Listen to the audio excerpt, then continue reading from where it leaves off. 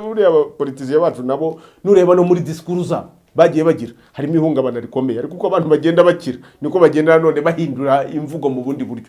Hari abantu mu minsi yashize cyangwa se no mu myaka igenda ishira bagenda bagaragara muri raporo y'umugenzuzi mukuru w'imari ya leta ko banyereje umutungo w'igihugu. Bari abantu hari icyo tubateza bakurambere hari icyo wakora imandwa nkuru kugira ngo zazigira abantu ishore. Hari igihe rero uzitugatuga ugashaka n'ahadashakwa. Harimo n'icyo cyo gusoresha ubutaka. Ntabwo umuntu yakabaye asoreshwa gakondo ndabikubwiye ni imandwa nkuru. Oya ahubwo yakabaye asorera icyo ayikuramo. Nge ni nacyo nsabira ngo tuzagera aho ngaho. Kuko ubu turi mu mabura kindi niba rero abaturage bacu bataragera no kuri urwo rwego rwo kumenya ngo imirimo ingahe mfite ndayihinga mu buryo ubu n'ubu ukaba ukimwigisha kuyihinga neza nabyo ataramimenya uramusoresha ngo asore iki azajyamo imyenda n'imyenda atazavamo abana be bavukire mu myenda bitwe abanyamahanga mu gihugu cyabo. Ubusaba pharmacist bacu bakora imiti cyangwa n'abacuruzi b'imiti bacuruza imiti ya hehe mvamahanga rwose. Ngiyo rero politike dufite iragana hese ubwo ni ibintu by'u Rwanda. Ibyahi bimeserwa mu gikari. Ibyo ni ibyahi rero biba byakorewemo ibintu byinshi nta byera ngo de niba ari ibyahi rero abantu nibamesere mu gikari. Icyo twita sollicitation de la mémoire gusaba intekerezo cyangwa ubwonko bwacu cyangwa ubuzima bwacu mu mutwe gutwara ibintu birenze ibyo bushoboye.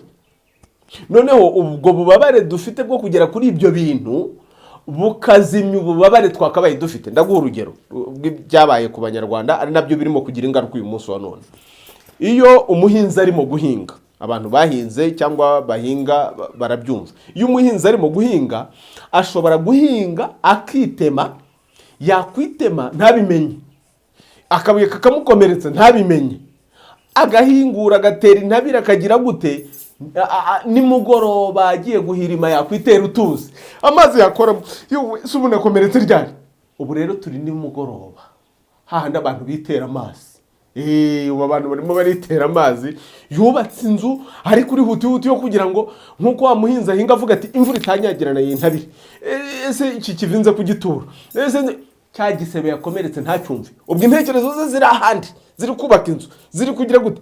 Intekerezo rero z'Abanyarwanda nyuma ya jenoside n'amateka mabi yandi twanyuzemo zari kuvuga ngo twongere twubaka u Rwanda byibuza rugaragara.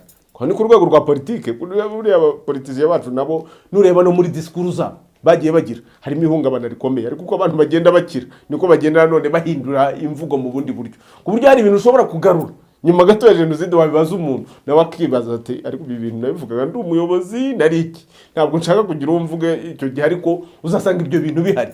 Ni ikimenyetso cy'ihungabana. Ubu rero turi ni mugoroba umwana wasigaye ari imfubyi ari wenyine mu muryango kabatisha umuryango we wacu n'ubundi wari ukomeye reka ntasigara nkabimbwa umuryango ukazima akiga amashuri akayaminuza akayarangiza akubaka amazu hakagira gute ejo bundi yajya kugira gute ugasanga ahorana indware iyi niyi tuvuge wa mutwe udakira kwibagirwa bidasanzwe kugira gute hari n'abiyahura kuko urumva niba warubatse inzu ukagira gute ukiga ngo ubona akazi wenda ntunakabone wigiye iki subongo usigaye ubona ibintu byo kwiyahura bidasanzwe. Kwiyahura ni ikimenyetso cy'uko umuntu afite agahinda yabuze undi atura nta wundi muntu ashaka kubwira nta nubwo wavuga ngo uburyo dufite burahita bukemura ibyo bibazo. Ari nk'uburyo nabonye bwashyizweho hamagara imirongo gisha abantu inama ntabwo umuntu ari ukubwira gutya. Hari ikibazo gikomeye ariko nanone cyiza ibuye ryagaragaye ntiriba rikisha isuka. Ubwo twabimenye turimo turandashaka igisubizo. Reka wenda nguhe nk'urugero uburyo u Rwanda rurimo kugenda rwiyubaka ibibazo nk'ibyo bikazagenda bikemuka cyangwa bigenda bikemuka. Urebye uburyo twibukaga nyuma ya jenoside n'ukuntu uyu munsi wa none turimo kugenda twibuka biratandukanye. Hari ikimenyetso cyo gukira. Ibyo ndabikubwira nyine nk'inzobere mu by'ubuzima bwo mu mutwe no kuvura indwara n'ibibazo byo mu mutwe. N'inyito ubwazo zigenda zihinduka. Urabona mbere twakunze gukoresha ijambo ryitwa icyunamo. Abantu bagira aho bakoresha kwibuka. Ubu icyunamo ntukibyumva cyane ngo igihugu kiri mu cyunamo nko kuvuga ngo kirimo kwibuka. Kwibuka rero ushobora kwibuka mu buryo ugerageza kwakira ariko icyunamo ucika n'umugongo. N'ahandi abantu ntibabura gucika umugongo ariko ubwo ijambo ryatangiye guhinduka ijambo rirarema ubwo nuko no muri bo byatangiye guhinduka. uburyo bwo kwibuka, ndibuka hari n'abantu bamwe twagendaga tubiganira mu buryo bw'ubushakashatsi, gushima Imana yuko byagiye mu bikorwa. Kuno kuntu abantu basigaye bibuka bavuga babo mu mazina runaka, burya uko wansize nanjye dore naje kubyara n'abana, abana bose bameze. Ibi bintu bimeze neza neza neza nk'indirimbo uzabona umucuranzi wacu ucuranga iningiri acuranga avuga ngo yitwa Indamutso, dore abana bose ni 8 n'ibiki, imyaka bireze, mwakire aho abakurambere. Arimo aramurikira babazimu bacu batazima, babakurambere, arimo arabamurikira inzira yanyuzemo zigoranye, uko yazikuyemo n'ibyo agezeho, abana agezeho. Ubwo urumva umuntu aba yatangiye gukira kuko yatangiye kuvugana nabi. Ibyo ni ibimenyetso bimwe bikwereka ko hari ibizagenda bihinduka, ariko turacyafite urugendo rwo kwiyumva. Ikindi nuko nanone abantu baha umwanya ibijyanye n'ubuzima bwabo bwo mu mutwe. Iyo warwaye malariya umenya ukuntu ujya kuyivuza, uzi n'ibimenyetso byayo. Akenshi burya niyo mpamvu nyuma nkiva kuri kaminuza igihe kinini hari abantu bananyise umutangazamakuru bakagira ngo n'izitangazamakuru ni uguhora mu itangazamakuru igihe kinini. Buriya ni mu isomo rimwe nize ryitwa psychoeducation, kwigisha abantu bakiyumva, bakabona kumva n'ibibabaho n'uburyo babishakira igisubizo. Ibi bintu bijyanye n'ubuzima bwo mu mutwe akenshi abantu ntibabizi, ntabwo azi ahantu yashakira igisubizo. Ubwo rero niyo mpamvu hakenewe n'ibyigisho byinshi, hakaba ibyigisho bihoraho byigisha abantu ibijyanye n'ubuzima bwo mu mutwe, bakiyumva, bakimenya, bakamenya n'uburyo bashobora gushaka ibisubizo. Noneho rero nawe nubona hari ibintu birimo guhinduka muri wowe, ukiyumva gutya na gutya, ukumva ufite agahinda ko ukabura umutekano, ukabura umunezero mu bintu byakabaye bikuba umunezero, ukumva ntiwiyumva, Umunyarwanda akubwira ati ndumva ntazi ukomeza. Icyo gihe ukwiye kujya kubaza, si kwa kubaza twatangiriyeho. Kubaza bavuga ngo ni demande, ni consultation, ni ukwisuzumisha, ariko ni ukubaza, ni mu ndebere. Noneho rero hakaba abapfumu mu by'intekerezo bakagupfumurira, bakakumenyera uko ibintu bimeze bitaragira kure. Ariko hari amatsiko misengera muri iki gihugu, hari undi mupfumu wemera uzi ngo nawe rwose ni umupfumu, ku buryo mwazadufasha gutera icyuhagiro mu gihugu, ibyo bibazo byose dufite bigakemuka. Nimvuga umupfumu hari uburyo nabivuze, uraza kunsobanurira niba ari umupfumu nk'umuganga uko nabyize mu by'imitekerereze, cyangwa niba ari umupfumu mu buryo bw'umurage. Urabitubwira byombi. Ubanza ubikunze byombi ahubwo. Reka mbanze mbere mu buryo bw'umurage. Mu buryo bw'umurage ndacyafite ingorane. Hashobora kuba hari abahari ariko ahubwo bakaba batazwi. Kubera ko ntabwo igihugu cyabaho kidafite abapfumu, nta nubwo navuga ko ari jyenyine, ariko uzasanga hari abahari. Urugero naguha ni igihe nakoraga ubushakashatsi muri kaminuza, nagiye umurwayi wa mbere nakoranye nawe Indera, yari yarasaze nyine kubera kwica inyamanza. Hanyuma aza kumbwira ikintu gikomeye, arambwira ati muganga, icyo wankorera ni uko wamfasha nkava aha hantu. Aha hantu ni hehe ngira ngo ndebe ko adahakana ko arwaye, kuko abenshi barabigira. Ati nawe urabizi ko ari mu bitaro byo mu mutwe, arabivuga. None se wahaje ute? Nari ndwaye ariko sinakira. None se kuki wumva kutakira? Ntago ibyo ndwaye byakirira. Nibikisi nakoze ibintu bitabaho. Umuganga akomeza kubica ku ruhande, ubwo ntashaka kubimbwira, ariko noneho uko genda nisanisha nawe mu buzima bwe, ni nacyo dukora mu by'ubuvuzi bwo mu mutwe, umuntu akakwiyumvamo, arakwirekurira. Aranyongorera, nishe inyamanza, nishe inzoka, ati ibyo bintu kubizi byakirira. Ubwo rero yumvaga ko hari ahandi byakirira. Mu bushakashatsi bwanjye rero njya kureba aho yumvaga ko yakirira, naje kubimenya hari mu buvuzi bwa gihanga. Nza no kujya rero ku wagize ibyo amukorera by'imigenzo, aho yumvaga iyo yabaga atari mu bitaro yajyaga akajya kugira kwivuza. Nanjye uwo musaza twaje kugirana ikiganiro cy'ubushakashatsi, amakuru yanjye yose y'ubushakashatsi arabitse mu buryo bw'amajwi n'amashusho, audio visual recorded. Nk'uwo nanjye ndabizi ko yari umupfumu, ariko ingorane uyu munsi wa none naje gusubirayo kugira ngo murebe aho mariye kwiyandayanda kugira uburyo n'iki, nsanga ntabwo akiriho. Urwo ni urugero nguhaye ko barahari, ahubwo bashobora kuba batazwi. Ahubwo noneho tukagira ingorane y'uko hari abashobora kuba biyita ko kandi atariko, ariko byanze bikunze barahari. Hari n'abantu buriya bapfumura bakanaterekerera igihugu mu buryo tutazi, kuko ibintu byose uzabona bigenda hari igituma bigenda. Ntabwo navuga rero ko ari jye jyenyine ugira icyo nkora nk'imandwa nkuru, hari n'abandi bantu baba bahari, Imana ntabwo yabura abayo. ese aba bazimu bacu ntabwo bashobora gutanga agasopo cyangwa guhana mwe nabo biyitirira ko ari abapfumu bakatwicira? Byanze bikunze buriya mu by'ikiganga, iyo natwe ababigira, kuko ndabizi hari abantu bajya baza kunda guzaho bakambwira bati se muganga niba bitagenze bitya wagerageje byibuza ukankorera bike bishoboka. Nkambwira nti uyu muhango ntabwo ukorwa igice, turamutse tuwukoze igice byakugiraho ingaruka natwe ariko bikatugarukaho, ndetse nitwe byagiraho ingaruka cyane mu bicumbi, kubera ko twagushoye mu moshya kandi tubizi habamo imiziro ikomeye cyane. Birahana rero, birahana. Ni nayo mpamvu akenshi uzarebe bene abo bantu bakora ibyo bintu mu buryo bwo kwiyitirira, mu buryo nabo hari aho batava hari n'aho batagera. Ugasanga umuntu araragurira abantu ngo abavura inyatsi, kandi nawe ubwe mu by'ukuri abaho ubuzima bw'inyatsi. Umuntu ngo atanga ubutunzi, kandi nawe nta butunzi agira, ariko abantu nabo bajye bareba uko baraguza. N'uruzi ubwo umuntu azakumarira iki? Ababeshya byanze bikunze kuko biramukenya. Ariko ntabwo umuntu uragura mu buryo bw'ibicumbi nawe ubwo uzabona ko ubuzima bwe hari icyo buhinduka. Ariko se ubundi we ni umuntu w'i Rwanda, kuko ntabwo indagu ziba mu muntu w'igihoni ukora ibintu by'ubuhoni, uhemukira abantu n'ibintu, uhemukira igihugu, utagira umuco. Kuko umupfumu ari ku rwego rw'Imana, agira ubutumwa bw'Imana muri we. Ubwo rero niba umuntu adakora ibintu by'i Rwanda ntabwo yapfumurira abantu atese, kandi gupfumura bituruka ku Mana. Hanyuma rero warumbajije nanone niba hari undi mupfumu nabwo mu buryo bw'imitekerereze, bo nibaza ko bahari, nubwo hari bamwe bagiye bakora ibintu bikomeye bakagenda baducika. Nk'ubu naterekera mwarimu wanjye ukomeye cyane rwose, ari n'umuhanga muri ibyo bintu, muganga Dr. Nason Munyandamutsa, yagiye yamanzaganya, yari umuhanga cyane ku buryo wari gusubiza ibihe inyuma akamuzana. Yari umupfumu ukomeye cyane rwose, ibyo nkwiye kubivuga, ku buryo n'abagiye bigishwa nawe barabizi, kugira ngo ubone umuntu uziba icyo cyuho aka kanya ntabwo nzi ko turamubona. Ariko Imana iramana mu buryo bwayo, ntabwo abantu bapfira gushira, hagenda haboneka izindi mbuto, hari n'iziba zihari ariko zitarigaragaza mu buryo bwazo. Aho rero naho ntabwo navuga ngo ndi jyenyine, keretse ko mboneyeho umwanya wo guterekera kubera ibyo unyibukije nyine. Turimo turagana ku musozo, muganga Rutanga rw'amaboko. Yego.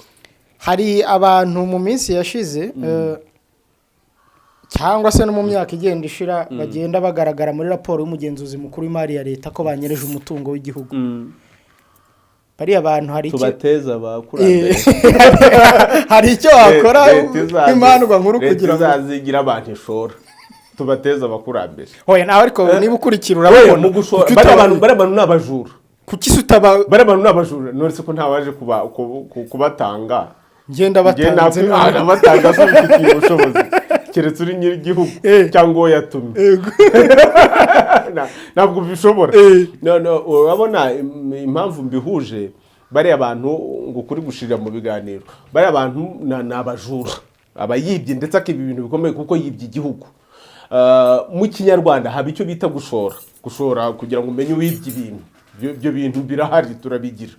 Niba umuntu yibye ibintu bikaba byanagaruka, urumva, cyangwa nawe akabona igihano, kugaruka byo bigomba kugaruka, ariko akabona n'igihano, kuko ibyo yakoze ni ibintu bishinganye, ni ibintu bigeze gute. Ubwo rero habaho imiti yo gushora, ukavuga runaka wa runaka arakekwa, niba ari we wagize ibi n'ibi bigende gutya na gutya na gutya na gutya, ni imitongero. Bazaze rero tubashore. Ni kuvuga ubu, ariko icyo twavugaho gikomeye ni uko ibyo bintu atari ibintu by'u Rwanda. Urumva hari no kutamenya, ntitwavugaga iby'intwari, n'uretse ubwo umuntu urumva afite umutima w'intwari muri we, aranga kwigomwa, afite n'ibimukwiye. Sinavuga ngo ni ukwigomwa, sinavuga ngo ni ukwigomwa ifunguro kuko ntaribuze. Bari abantu bahabwe, buri hari ikintu Leta ikora. Leta ntigukiza, ariko iguha ibigukwiriye byose by'ibanze kugira ngo nawe niba uri umuntu muzima ukire, kandi ukire mu buryo bushoboka. Niba utari ufite inzu yo kubamo ikayiguha, niba utarugira imodoka, hari abantu bagenze mu modoka bwa mbere kubera ko bayihawe na leta. Kuba umuntu ubundi aba akwiye gukeza leta rwose, akitwara neza ahubwo kuruta abandi bose babaho.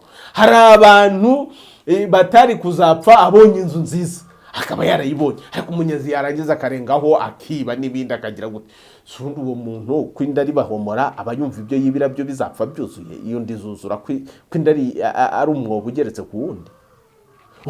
Ikiriho rero abo bantu ntabwo ari abantu b'i Rwanda. Niyo mpamvu hakenewe ikintu cyo gukomeza kwigisha abantu kubaho ubuzima bushingiye ku muco, kuko uramutse ubayeho ubuzima bushingiye ku muco ntabwo wakora ibintu nk'ibyo. Hari n'ibindi noneho igikurikiraho iyo abantu bakoze ibintu nk'ibyo, ujya ukumva ngo umuyobozi uyu yakurikiranyweho ibintu binibi bikagira n'abo bihama, keretse ko ari bakeya, njye mbona bakiri bakeya abo bihama. Ubwo se hari uwishimira kubona aho yambariye inkindi ahambariye ibicocero. Hari ubundi abantu bagize n'umutima bakamenya uko bitwara bakarinda n'izina ryabo. Wewe wari minisitiri, wenda no mu muryango wanyu nta n'undi muntu wigeze aba minisitiri, ugeze amahirwe ugeze aho ngaho ubashije tureka n'ibyo, ubonye ishema ryo gukorera igihugu, hanyuma ubisoresheje ikintu kibi cyo kwiba ubuntu bw'amafuti 100 ngahe, miliyoni imwe ukorera za miliyoni n'amamiliyoni. Jya n'ubutinde hari ngo n'uwariye ruswa ya 500. Ubwo surumva ahembwa ngahe, ntahembwa arenza ayo ngahe. Urumva ibyo ngibyo ni ibintu mu by'ukuri biranababaje umukuru w'igihugu yabivugaho. Aha nawe bababaye ati ubundi umuntu ajya gukora ibintu nk'ibi yabuze iki mu by'ukuri, kuko wareba n'amateka y'igihugu aho cyavuye, watekereza ko hari abantu bakoreye igihugu batagira ikindi binjiza. Iyo abantu bakubwira uko bahembwaga kawunga, bagahembwa umuceri wongera ngo ntiwabonekaga, isukari bagahembwa pate jaune, kugira ngo umuntu abone icyarya gusa, abone icyarya adasonza kandi akorera. Nabwo leta turumva ko yakoraga ibishoboka byose. None uyu munsi wa none umuntu ahembwa agafaranga n'agafagari, ubwo kandi karava mu misoro y'abantu nabo bihahasi. Ibintu birakomeye, ibiciro byarazamutse, ariko kugira ngo wowe ukomeze ubone ibyo urya leta, mbese igihugu kidaseba ku bwawe, none ugiye kugisebya kubera ubuntu bw'amafuti. Kandi ibyo nabyo ahantu babikorera ni hehe? Ni wa muturage wanze guha serivisi nzima, ukajya kumutugamo, babyita ngo bitugukwaha. Uko kwaho utuze se urumva gutekanye, waretse umuntu akisanzura ukamuha ibyo wakabaye umuha ko ari byo uhemberwa. Urumva ni kwa kutagira umutima. Ubwo rero ahubwo ibyo bibazo aho kubimbaza, ni mureke tuzabona akanya tuzamukana umusozi wa Kigali, hanyuma tujye gusenga isengesho rindi rikuru. Ni amasengesho abiri, rimwe naribabwiye niryo gusabira igihugu, irindi rero niryo riruta iryo nyiryo, isengesho ryasengerwaga ku musozi wa Kigali ritafite ikindi rigamije keretse gusaba umutima gusa. Abantu bafite umutima karengeje, abantu bafite umutima, amugenzi wa muri kumwe, abantu bafite umutima bagasenga bati hora n'Imana Kigali, Mana y'u Rwanda twaje kwenda umutima, ngo u Rwanda rugira umutima, inka zigira umutima, ingabo zigira umutima, abagabo bagira umutima, abagore bagira umutima, ingoma wahoze umbaze bya politike zigira umutima, ingoma igira umutima, abantu n'ibintu bagira umutima. Ubusa abantu bafite umutima, wowe ubona abantu bafite umutima? Yaba bafite umutima ntabwo ibyo byose mumbajije twakabaye tubi, kandi mubimbaza kuko abo batabibazwa, niyo babibajije ntibabisubiza. Ubuse kandi byarangiza umutego w'ikinyoma ugashibuka nyirabagihari, ukabona ejo bibabaye. Harya tutabashoye imandwa zabashora abakurambere, ariko bazabibabaza. None se umureka nkubwire ngo iminsi y'igisambo ngo ibibaze, abo bantu nibagira batya iminsi igahimwa n'umwe, wajya kubona ukabona erega ugira neza ukayisanga imbere, wagira inabi nabwo ukageza gute? Ntabwo uzahemukira u Rwanda ngo bihere. Nubwo bataje ngo bagushore, ubuze bwo ntitubashoye, wagira ngo ntitubashoye. Iyo tuvuze ibi ngibi wagira ngo se amarira y'Abanyarwanda ntagera ku Mana, imiborogo yabo Abanyarwanda baboroze. Nakazi kawe uhora gasuza ubusa kagatuma ku kandi katuramporera. Umuturage kaza n'icyangombwa iki n'iki cy'ubutaka, ubutaka bwe nabwo afitiye ikibazo cy'imisoro yazamutse. Ibyo ni ibintu nabyo bitoroshye. Hanyuma wowe ukakimwima. Ese ubundi gusorera ubutaka ni by'u Rwanda? Ntabwo ari by'u Rwanda. Nimba ushaka ko noneho mvuge nakasongoye n'amabure kindi ariko hari ibintu mugomba kumva nanone kubera yuko amahanga adutererana n'abaturusha imbaraga bakabaye ubundi ubuzima ni magirirane bakabaye bafite icyo baturusha bakadusananira bakagira bate hari igihe rero bagutererana ni nako u Rwanda rwabayeho nyuma ya jenoside bisaba yuko abantu bishakamo ibisubizo hari igihe rero uzitugatuga ugashaka n'ahadashakwa harimo n'icyo cyo gusoresha ubutaka ntabwo umuntu yakabaye asoreshwa gakondo ndabikubwiye ni imandwa nkuru oya ahubwo yakabaye asorera icyo ayikuramo njye ni nacyo nsabira ngo tuzagera aho ngaho kuko ubu turi mu maburakindi turimo turi yanda kugira ngo twishakemo ibisubizo ntabwo twabyanga kuko nibwo bushobozi dufite urumva umuntu yishimaho yishyikira niba aho dushobora kwishikira ngo dukuremo ibyo gukora imihanda dukuremo ibyo guhemba abo bayobozi bacu nubwo harimo abigira indahanga bagakora ibibisi by'u Rwanda ubyo turabikora kugira ngo icyo kiraro tucyambuke icyo cyuho tukizibe ariko jyewe ndaterekera ndasabira n'Imana y'u Rwanda ngo ibi bintu byo gusorera ubutaka bizaveho ubutaka uvukaho gakondo yawe ugayisorera kubera ikizi ahubwo sorera ibyo uyikoreraho niba hari ibyo uyikoreraho bikaguha umusaruro nabwo none se ubu ntihari umuntu ufite n'ubutaka ahubwo akaba yarabuze icyo busorera ibyo rwose nkwiye kubibabwira nk'imandwa nkuru nk'umwigisha w'ubuzima bushingiye ku muco nitubikore simbyanze ariko nta maburakindi tubifate nk'amaburakindi nacyo njyewe nasaba ubuyobozi bwacu ndamutse ngize icyo nivugira nkavugira na rubanda nuko ibi twabikora nk'amaburakindi twe kuvuga ngo nibunaka birakorwa kuko ababikora iyo ngiyo bafite ikindi babyaza ubutaka umusaruro wabo niba rero abaturage bacu bataragera no kuri urwo rwego rwo kumenya ngo imirimo ingahe mfite ndayihinga mu buryo ubu n'ubu ukaba ukimwigisha kuyihinga neza nabyo ataramimenya uramusoresha ngo asore iki azajyamo imyenda n'imyenda atazavamo abana be bavukire mu myenda bitwe abanyamahanga mu gihugu cyabo ntabwo ari ibintu by'u Rwanda ni amaburakindi ese rutanga rw'amaboko imandwa nkuru y'u Rwanda yemewe n'ubutegetsi ubutegetsi se bwemera ibyo twataye ubutegetsi se bwashyizweho n'ibyo twataye ariko rero imana izo kuko igihugu cyacu nubwo cyateshejwe umuco ntabwo cyawutaye ni nayo mpamvu uzasanga rero iyi gakondo tukiyikomeyeho kandi bikaba bifite icyo bivuze kuko hari igihe impamvu mbajije icyo kibazo ni uko hari ushobora kumva uti ubutaka nibugasoreshwe ati ibyo ni ibitekerezo by'umuntu urwanya gahunda nziza za leta zo gusora akaba ari igihe rutagarwa amaboko akavuga bati ho rwanya ubutegetsi akaba ari igihe rutagarwa amaboko urwanya gahunda nziza ari igihe wigisha ibyiza ahubwo ariko uzi ko muri abatindi ibyo bintu imirimo dukorera mu bicumbi kubw'igihugu ninde uyiduhembera se ninde wabidutumye se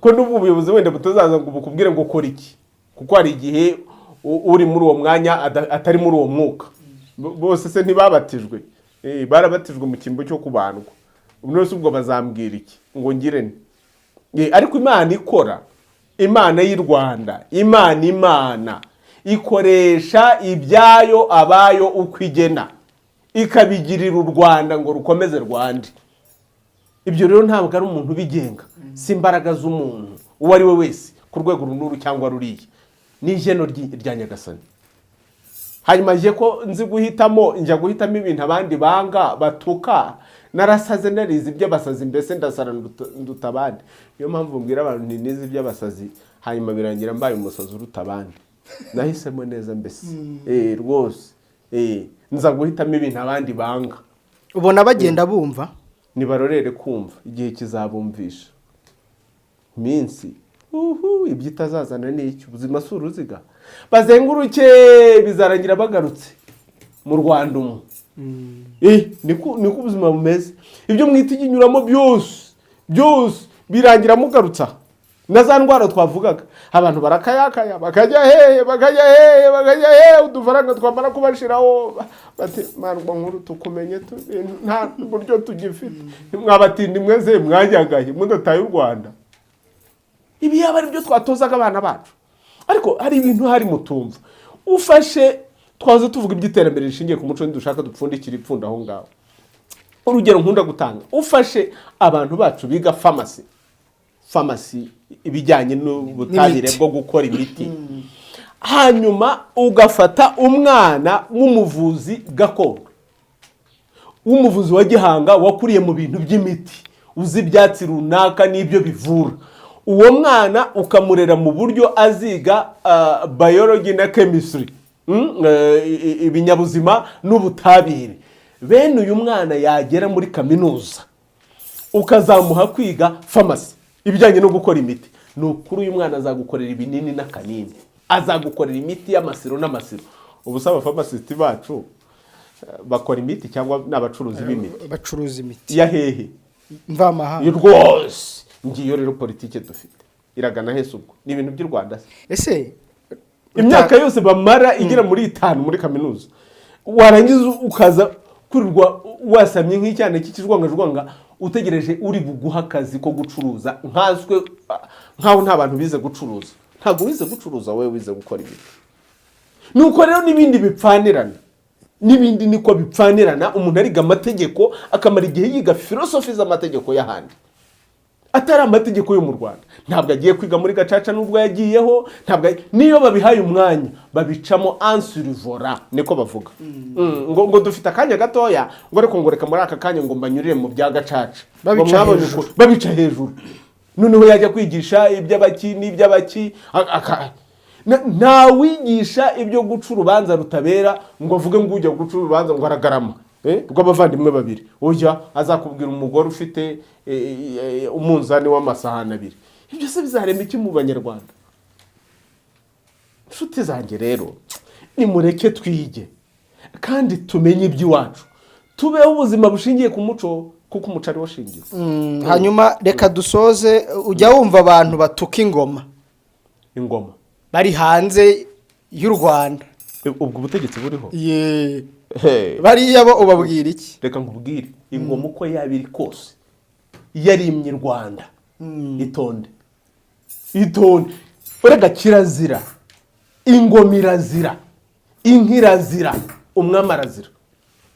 Ibyo bintu rwose ni ibintu nkubwiye. Niba hari n'ibintu wumva wakora binyuze mu zindi nzira, hari inzira zabyo, ariko gutukana ntabwo ari umuco w'u Rwanda. None ugatuka ingoma kandi iriho, kuko niyo ihagarariye u Rwanda muri icyo gihe. None se ubwo rero urimo uratuka u Rwanda, urimo uratema ishami ry'igiti wicariyeho, kuko naho urerega baravuga batari ko Abanyarwanda barasaze cyangwa ese ubundi bo ntibagira ibibazo iwabo? Abanyamahanga abo wenda abantu bagiye babereye mu mahanga bo ntibagira ibibazo, kuko atari ko babigenza se. Bafite inzira zabyo babinyuzamo. Ibyahi bimeserwa mu gikari. Ibyo ni ibyahi rero biba byakorewemo ibintu byinshi. Nta byera ngo ndi niba ari ibyahi rero abantu nibamesere mu gikari. Abantu se bazi igikari, umuntu w'igikari rero n'umutima. Abantu se kandi nta mutima bakina. Hari n'ikindi, uramutse ukurikiye inzira y'indagu, kuko nta kindagu zitavuze ku Rwanda, hari ibyo utajya ku Rwanda nabyo. Hari ibintu wenda tuzavuga ubutaha kubera igihe cyanyu gitoya, ariko ubwo bumva ntibumva. Abanyarwanda ko bazi ubwenge. Urakoze cyane. Ubu sindaguye, Imana y'u Rwanda ihorana namwe. Urakoze cyane mwene Imana Rutanga rw'amaboko. Nawe urakoze mwene Imana. Harya ni umupfumu mukuru ni uvuga ibyo ushaka kuko byumva se. Urakoze cyane. Imandwa nkuru y'u Rwanda. Imandwa nkuru y'u Rwanda niyo twari kumwe mu kiganiro. Reka tubashimire. Nanjye ndabashimira. Muragahorana Imana. Imana y'u Rwanda ihorana namwe.